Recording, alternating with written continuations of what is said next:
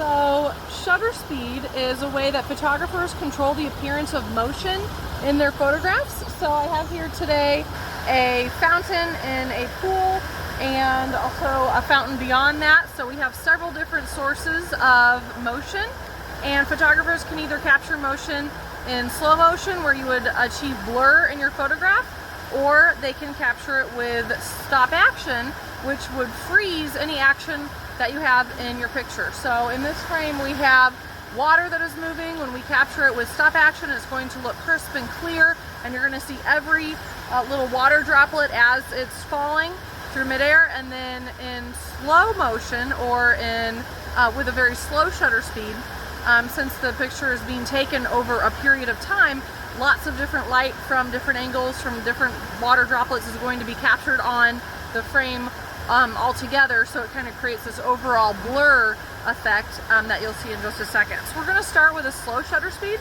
to photograph this setting here. So I'm going to turn my shutter speed, and I'm using shutter priority mode. So you can see on my modes dial that it is the TV mode, might be upside down, and on Nikon cameras it is the S, standing for shutter priority mode, as opposed to the AV, which is aperture priority. So these semi-auto modes will allow the photographer to have control over one setting, either shutter speed or aperture, and then the camera will do the rest. I'm putting my ISO on something relatively fast, ISO 400. So you can see that I've chosen that there by pressing the ISO button, and this is something that you have control over on a DSLR camera. In your cell phone though, it does a pretty good job with having a fast shutter. So if you want to have like a slow shutter speed effect, you may have to download like a long timer app or a longer shutter speed app, something like that. Preferably don't pay for anything, find a free app out there. Or just use a DSLR camera that you can that you have available. So I'm going to first turn my camera to a relatively slow shutter speed, 1/30. And in general, when you use slow shutter speeds, it's best to use a tripod or to set it on something like this pedestal or this wall here that I have my camera sitting on. So I might use that in just a second. But I'm going to try taking a picture first with 1/30 of a second, and I'll see if I can hand hold it. There's different ways that you can steady yourself by either exhaling while you're taking the picture or locking your elbows. I'm going to try some of those tricks now. So I'm walking on to this fountain in the background. I'm taking the picture and it looks pretty good. You can see some blur going on with the water. I'm going to try making it even slower. So this time you'll see what happens if I don't use a tripod using a very slow shutter speed. So I'm going to this time turn my shutter speed, and notice that the aperture setting will just automatically change for you. The camera is metering and trying to make a balanced exposure based on the shutter speed that you choose. So I'm going to turn it down to 1/2 of a second. So it looks like this, 0.5 on our cameras. So we're going to try and steady ourselves. Oh my goodness, and it is so blurry. That is a long exposure. You can see it's blinking where it's overexposed. Everything's kind of blurring together. So I might have to compensate by turning down my ISO. Okay, let's try that again. Because there was just not a small enough aperture to let in the right amount of light. Okay, here you can really see what happens when you don't have a tripod, when you try and take a picture with a slow shutter speed. There's blur everywhere, not just in our moving objects. So we want the water to be blurred. We don't want the background or the fence to be blurred. So I'm going to try this again, setting it on this surface and letting that steady it for me. So I'm going to focus. I'm going to put it in live view mode so I can see what I'm doing. Oh, there's a nice sky going on right now. And there it is. You can see in my photograph, the water is really blurry. It just looks like a streak, like a curtain. You can see the fountain in the background is really blurry, but the fence is nice and in focus because I have a very small aperture, so it's a great depth of field. Plus I set it on this solid surface here, so it wasn't moving with my hand. I didn't have camera shake going on. Now let's try a fast shutter speed.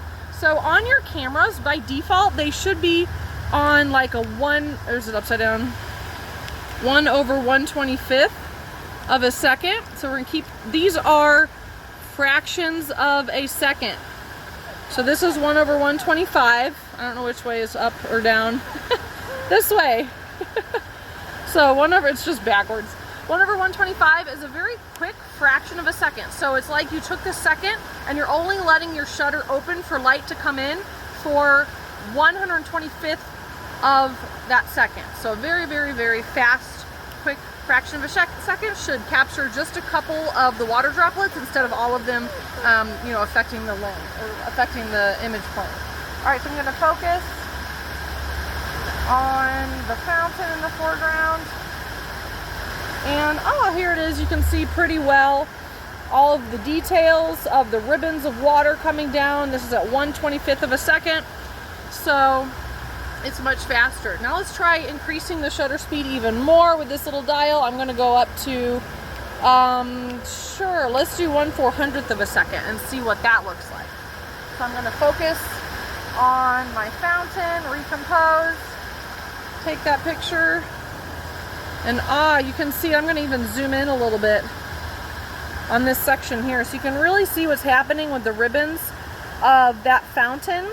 So you can see the details of the water as it was falling in that moment. You're capturing just one sliver of a moment of time. At this shutter speed, you could capture someone jumping up into midair. They would have no blur. Their outline would be crisp and clear. You could see every detail of their shoelaces to everything as they are going through that motion. So if you want to capture motion at its peak, when it's at the most interesting, at the height of that action, you want to use a fast shutter speed. Let's see how much faster I can go. I'm going to go up to 1/1000th of a second. And since that's such a small part of a second, I'm going to increase my ISO. That's your sensitivity to light for your camera. So I'm going to make my camera more sensitive to light by turning it up to ISO 800. And we'll learn more about that in another video. But the higher the number, the more sensitive to light. So at night, you might want to use ISO 800. And then during the day, you want to use ISO 400 or 200, something lower. The rule of thumb is you want to use the lowest ISO possible to get the most quality photograph. So now I'm going to take a picture at 1/1000th of a second and see how that differs.